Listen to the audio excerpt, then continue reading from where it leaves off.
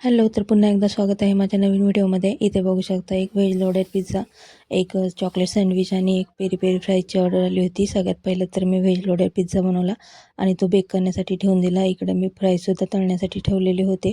त्यानंतर मी chocolate sandwich बनवलं आणि ते मी सँडविच मेकरमध्ये ग्रिल करण्यासाठी ठेवून दिलं. इकडे माझा व्हेज लोडेड पिझ्झासुद्धा तयार झालेला होता. त्यानंतर तो 4 पीसमध्ये कट केला. नंतर चीज ग्रेट करून तोसुद्धा पॅक करून घेतला.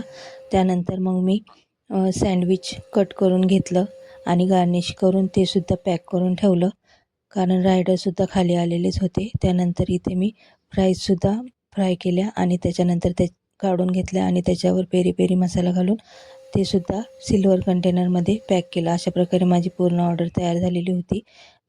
ती पटकन मी घेतली आणि रायडरला देऊन आले.